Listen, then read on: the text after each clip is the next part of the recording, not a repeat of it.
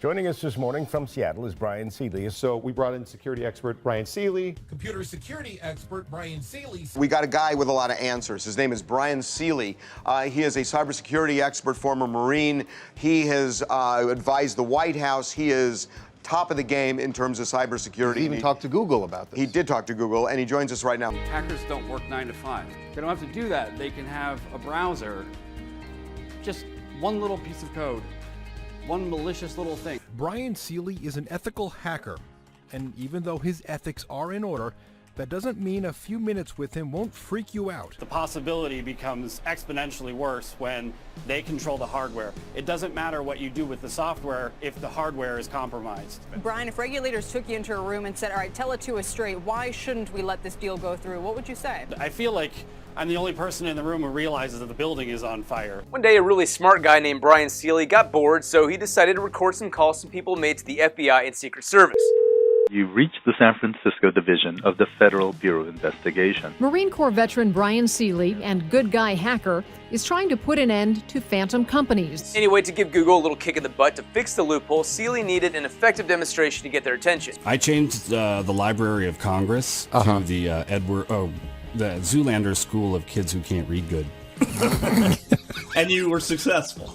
I did it live on Como's interview. Oh, you did. You did. And then Edward Snowden's secret hideout was on the White House lawn for a good week.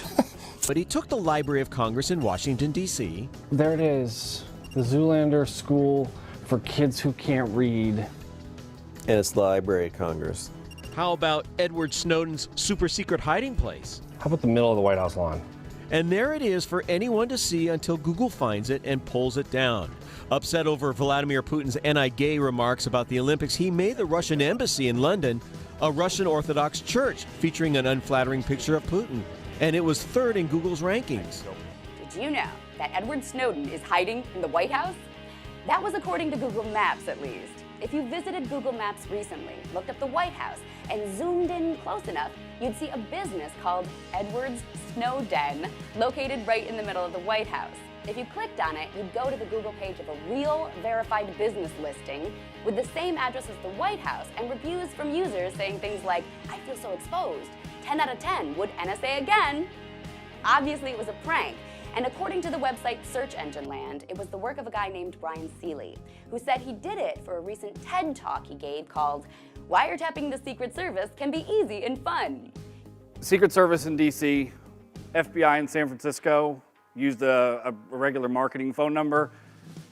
Using their spam algorithm, if you flag a location as spam 5, 6, 7, 8 times, they think that a whole bunch of people are complaining, this is a duplicate listing, and we're going to go ahead and just automatically remove it without a human interaction.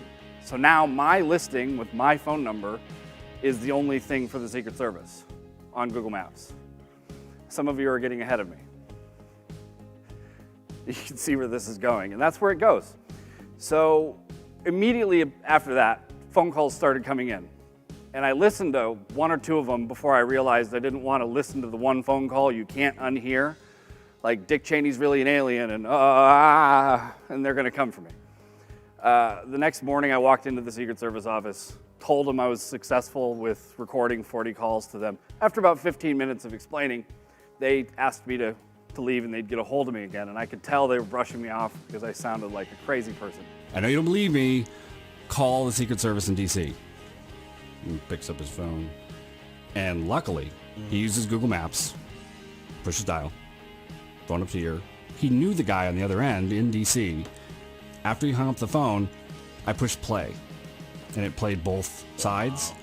Holy crap. And he said, oh shit. Seely was patted down, read his rights, and stuck into an interrogation room. Not too long after that, a special agent there called Seely a hero, and he was let go. In the end, Google apparently is finally investigating the issue. The FBI has not released a statement, and Seely's a badass.